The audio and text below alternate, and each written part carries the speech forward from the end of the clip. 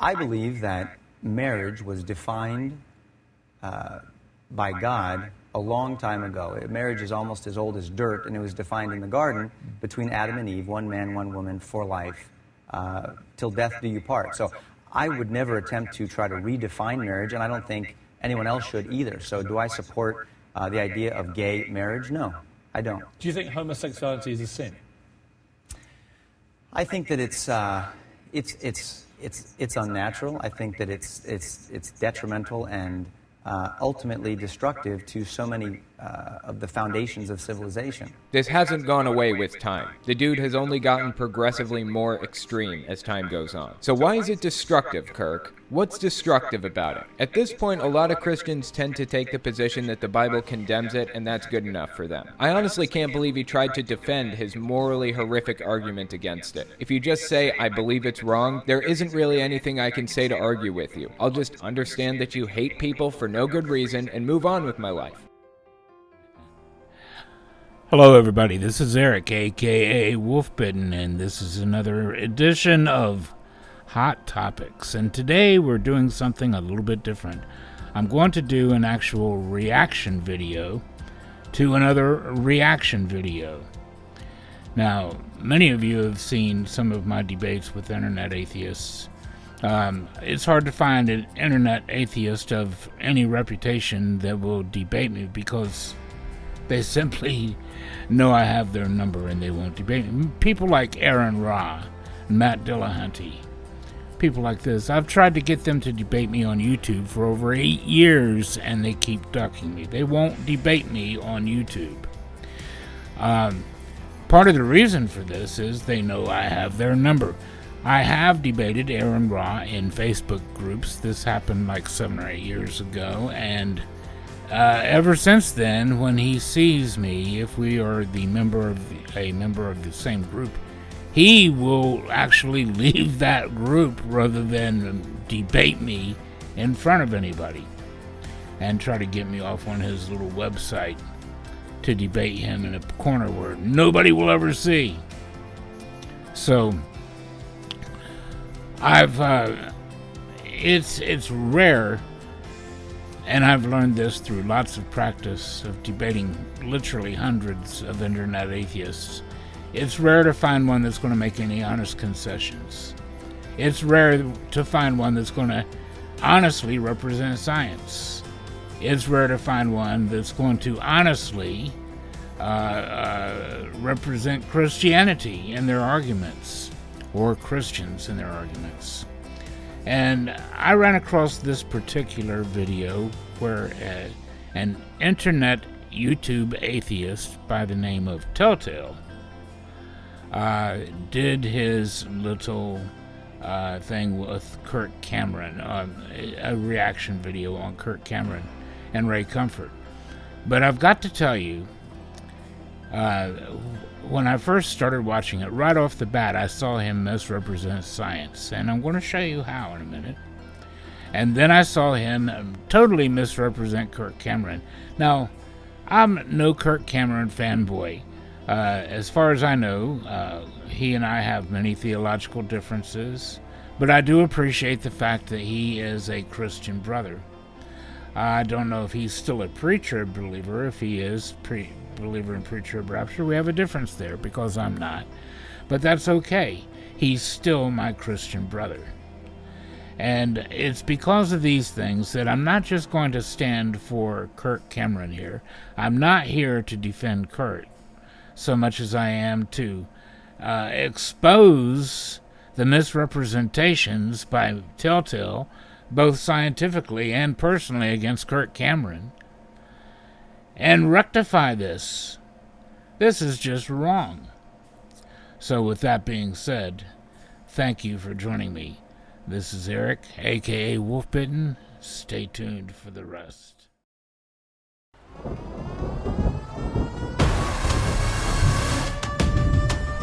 Discussion and debate. Atheism, evolution. Bible study, prophecy, and doctrine. Social issues and everything Christian.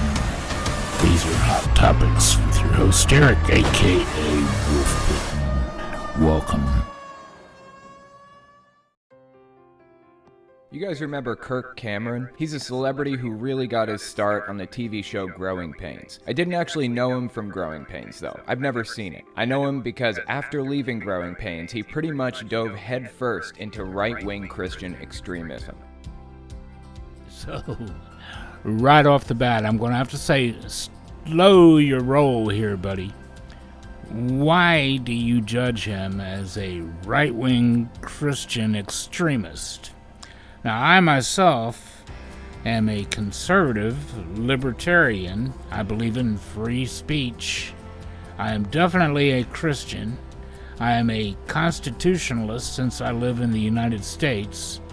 So I believe in free speech for everybody. I believe in personal rights for everybody. I believe that everybody be treated equally under the law. And I would dare say Kirk Cameron believes the same thing. So what makes him a extremist? Do you speak extremist as in the left wing who march through cities when they're not happy, and they burn businesses when they're not happy? They riot when they're not happy. They don't allow conservative speakers to speak.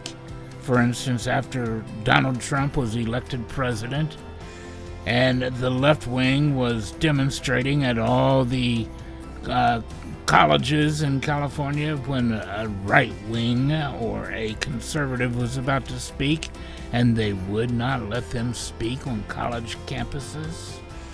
Now, do you mean left wing extremism, such as forcing your will on us who do not want our children taught that they can change their gender at will? Come on. Who's the extremist here?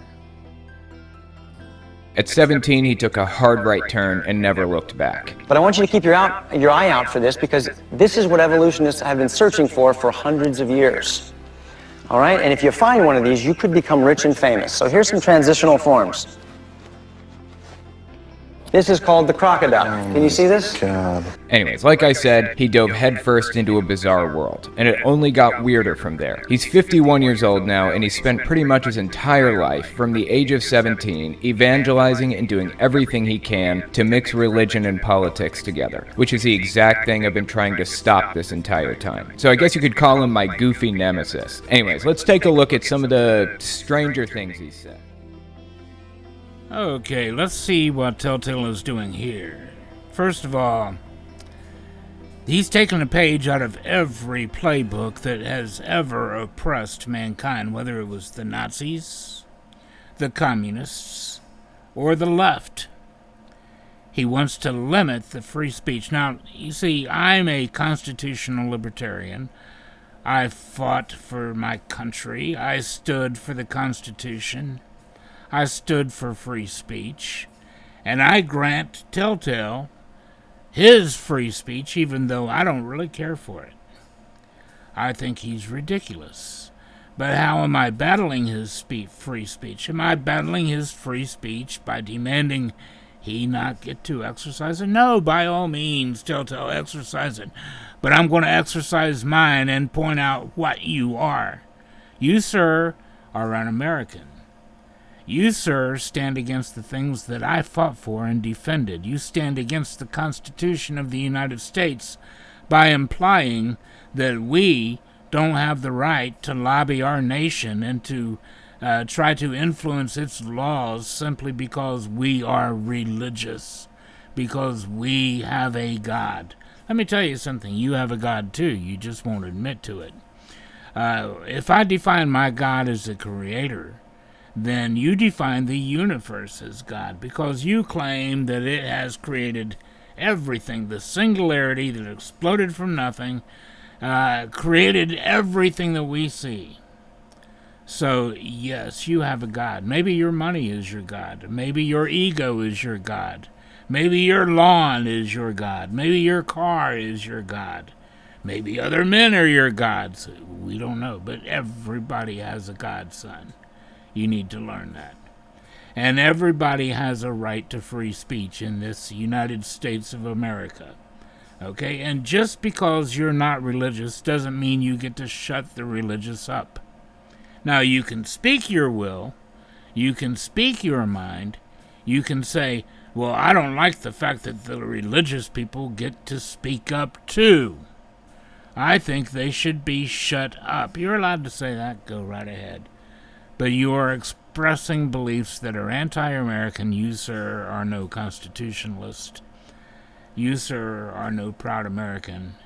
You, sir, are taking pages out of the Nazi and communist playbooks. Everybody that would ever oppress the right to speak freely. But that's your right. I'll be taking a look at some of his newer clips on my Telltale Fireside Chat channel soon, and on my Twitch, because he's been drawing some attention lately. But for now, let's take a look at some of the stranger takes. Let's get into it.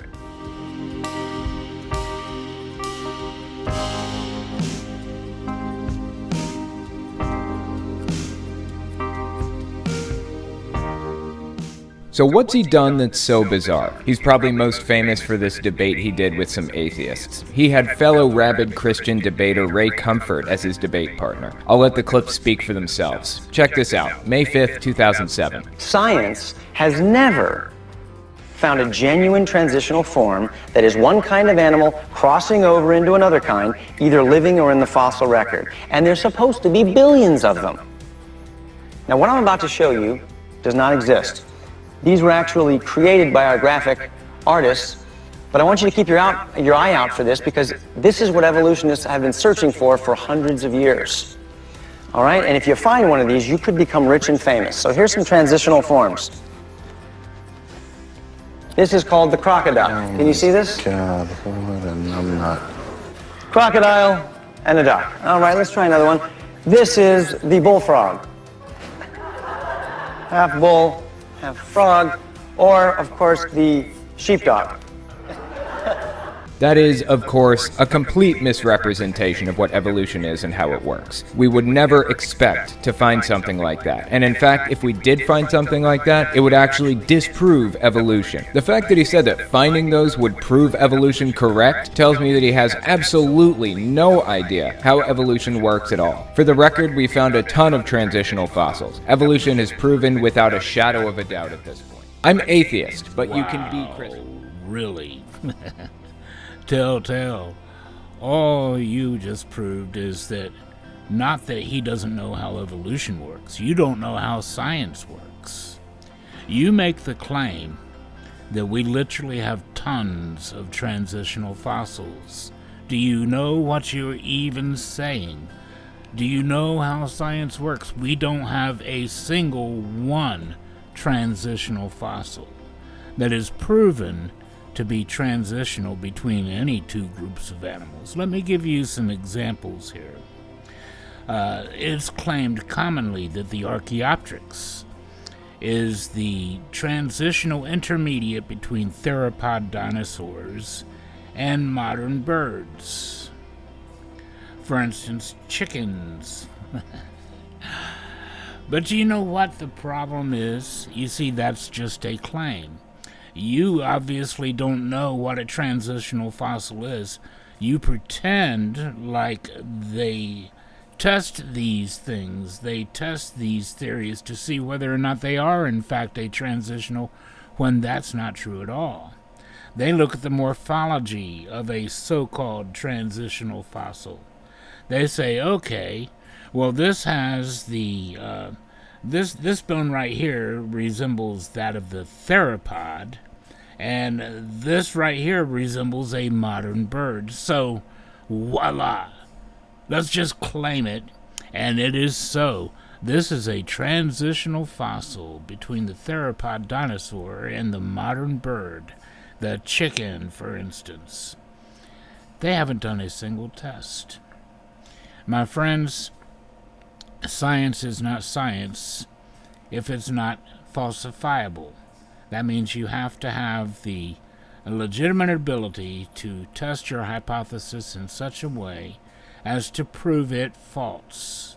Now, there's only one way to prove whether or not the Archaeopteryx is in fact an intermediate between the theropod dinosaur and the chicken, the modern bird. What is that? You have to have the DNA. The DNA test is the only test available that could potentially prove or disprove this hypothesis. But guess what? We have the DNA of the modern birds, we have the DNA of the chicken, but you do not have the DNA of the Archaeopteryx. You do not have the DNA of the theropod dinosaur. And if you do, it has proven to not be an intermediate, because they've never come out with that news. You see, that's the problem. You make all these claims. I hear this every single day from atheists, and I've heard it for years from hundreds of atheists. Every fossil's transitional, but you don't have a single one that has been tested to prove that it is in fact transitional. And when you do finally find the ability to test the DNA of a supposed transitional fossil, it proves you wrong. For instance, the dire wolf was long said to be a transitional fossil, and it was the forefather. It was the common ancestor of wolves and dogs. But guess what? They've finally been able to extract the DNA of the dire wolf, and it's not related to any of them. None of them. Wrong again. You claimed that, at least when I went to school, the Neanderthal was a common ancestor, was a forebearer, a forefather of modern man. But guess what? That proved wrong too. Then you said he's a cousin. But guess what? That proves wrong too. Then you said the Denisovan isn't a Homo sapien. Now, let's look at the definition of species for a moment. A species, as at least when it is regarding the biological species of sexually reproducing mammals, a species is defined as a group of like organisms that are capable of interbreeding and producing fertile offspring. That is the definition that we've had for 300 years of a biological species. Well, guess what? We have the DNA of the Denisovan. We have the DNA of the Neanderthal. We have the DNA of Homo sapiens. We interbred with both the Homo sapien, or with the Neanderthal, and with the Denisovan, and the Denisovan and the Neanderthal interbred with one another. So we are all, by definition, the same species, and yet we are misclassified so as to give the appearance of evolution where there is no evolution. So all of this stuff about your transitional fossils and evolution being proven true, that's a bunch of crap. It's a misrepresentation of science. It is, sir, a flat-out lie. Now that you've been corrected, if you carry on making these comments, claiming that we have all these transitional fossils and that evolution is proven, macroevolution is certainly not proven. Now, we certainly do have adaptation occurring. We certainly do have natural selection picking out species to go extinct. But we do not have one type of animal evolving into another type of animal.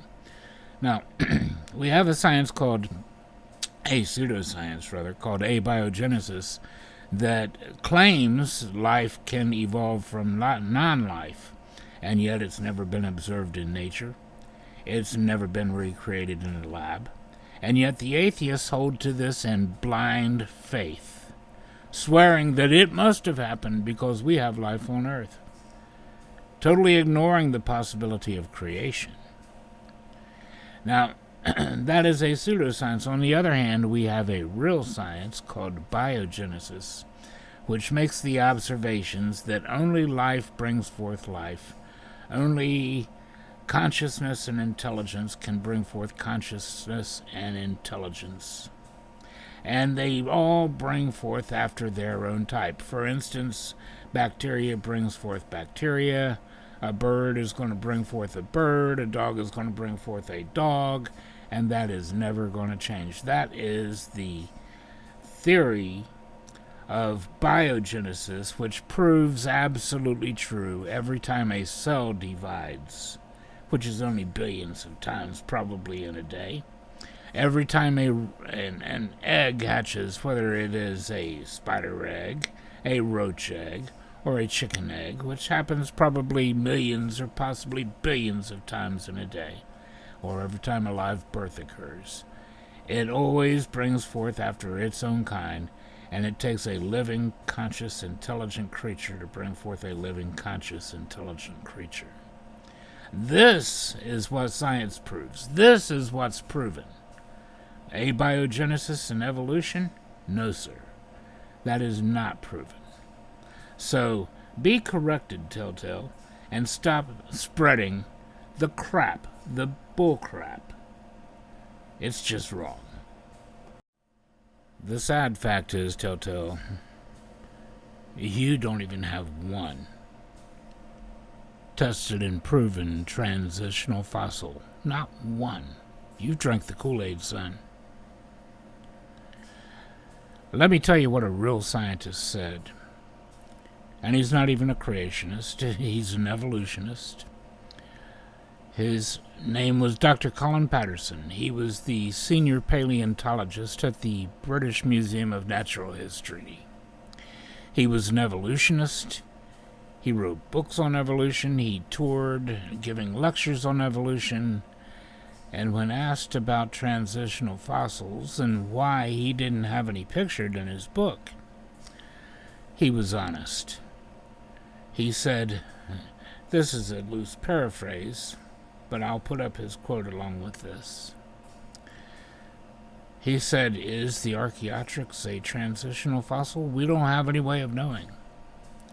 He went on to say, it's easy enough to make up stories. That's what these are. They're made-up stories about how one species gave way to another, and that we have all these transitional fossils. But this isn't science, because there's no way to even put them to the test. There's no way to falsify them. You don't have the DNA to be able to do so. It's an unfalsifiable idea. Therefore, it's not even science. You don't know how science works, sir. Prove me wrong. Meet me in a debate. Bring your proof. Bring your transitional fossils and show us the DNA that proves they are in fact transitional. I dare you. I'm atheist, but you can be Christian. That's really perfectly fine with me. My problem isn't with Christianity. It's with this very specific brand of Christianity that insists on denying basic scientific principles. There are tons of Christians out there who have no conflict between science and their beliefs. For example, the Catholic Church has no qualms with the fact of evolution. And again, there is no such thing as the fact of evolution. No. You simply drank the Kool-Aid, sir. You don't have anything to back you. And just because some of the Catholic Church have accepted evolution because a pope accepted evolution, that's nothing.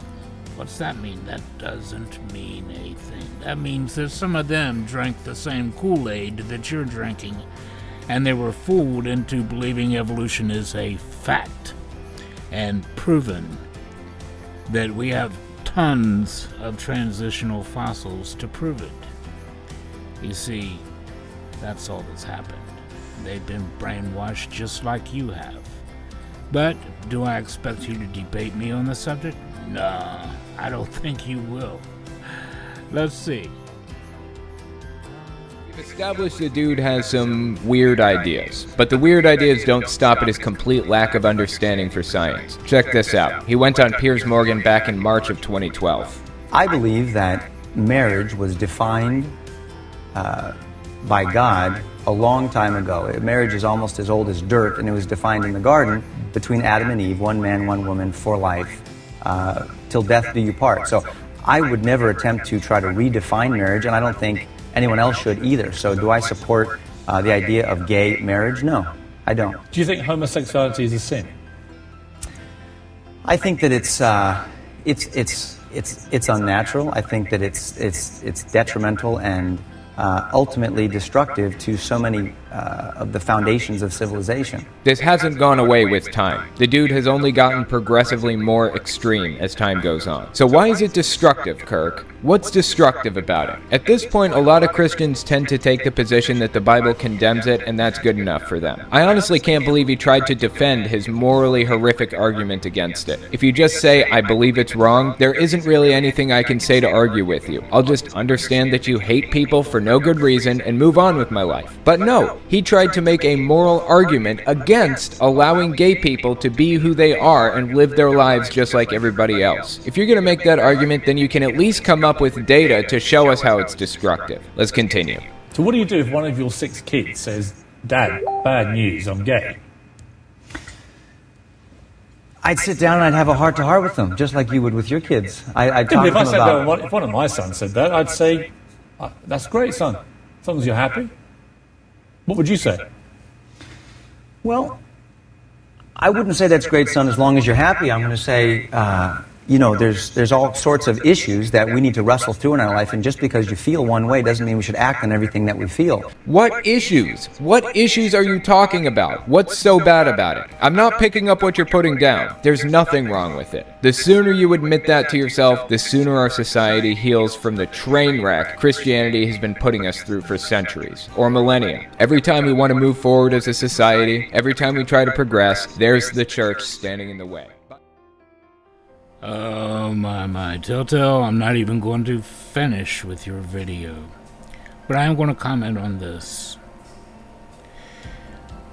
You're calling Kirk Cameron a hater simply because he said in his opinion homosexuality is wrong and gay marriage is wrong and that he couldn't support it.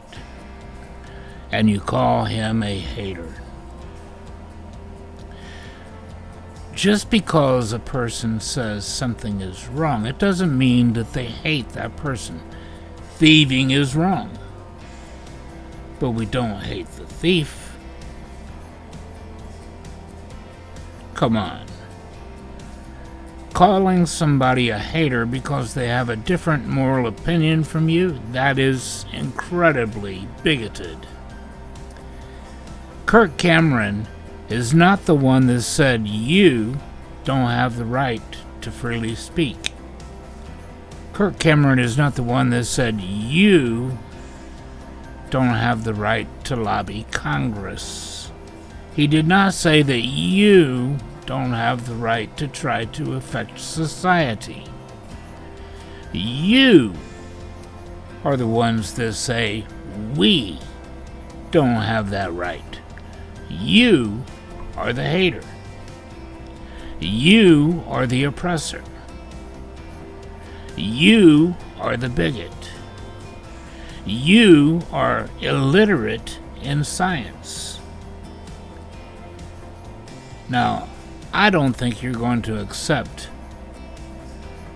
my challenge to you for a one-on-one debate. I don't think you're going to.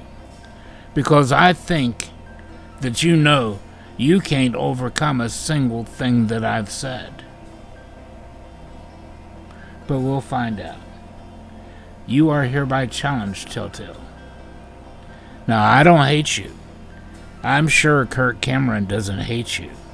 I'm sure Kirk Cameron would agree with me that we are Americans and we are living in America. And as Americans who live in America, you have a right to speak your piece, whether we like it or not.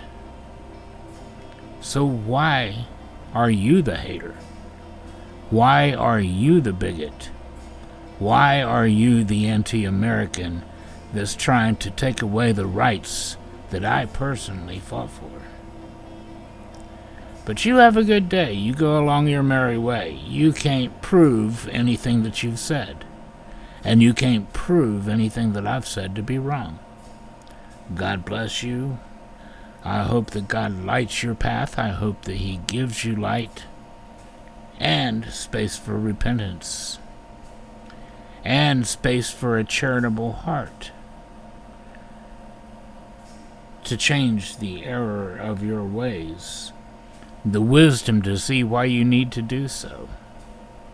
And regarding your challenge to Kurt, to show you the destruction that comes with homosexuality, let me tackle that for a moment. You know, we don't point out homosexuality just to point out homosexuality. We also condemn promiscuousness among heterosexuals. And we don't condemn the promiscuous heterosexual, and we don't condemn the homosexual. But these things do bring bad things with them. Transgenderism brings bad things with it. We don't hate the transgender. We love the transgender, the homosexual, the promiscuous. I've been a very promiscuous person in my lifetime, and I certainly paid the price. You know, you don't get social diseases from being a Christian who tries to live a Christian life. But promiscuity among heterosexuals does bring sexually transmitted disease. Promiscuity among homosexuals does bring sexually transmitted disease. And the poor transgenders out there that are the tools of the left being played, when you try to tell them, come out, come out, come out, and then they find themselves under pressures that they didn't want, that they knew were there and didn't want to deal with in the first place. They have a suicide rate of over 40%. So you don't see the destruction in these things? Now, you know, it's the activists, the gay activists that wanted gay marriage. What's wrong with a civil union? It affords them the same rights. But no, you had to try to redefine marriage to attack Christianity because you are a hater.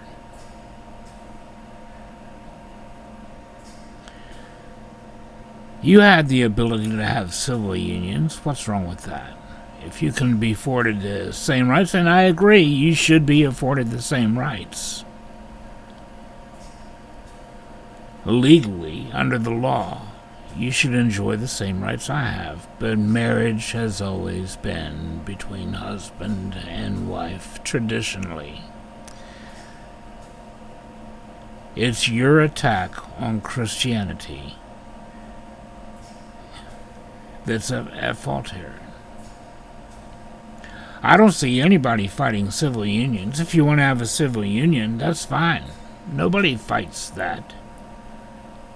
We object to your redefining of that which is traditionally religious. Marriage. So, have a great day. You can, if you don't want to repent of your bigotry and your hatred and your misrepresentation of science and misrepresentation of Christians, and you want to live your bigoted, hateful lifestyle, that's your choice. If you want to continue misrepresenting us, you have that right. But prepare to be called out, because some of us aren't stupid. And some of us are going to make our stands, and some of us are going to point out your hatefulness, your hypocrisy, and the fact that you probably don't have the courage to stand up and defend your beliefs in an honest debate. We're going to find out whether you do or not. So have a great day, Telltale. And to everybody else, this is Eric, a.k.a. Wolfbitten. This was Hot Topics. And this is a pretty hot topic. God bless you all. Goodbye.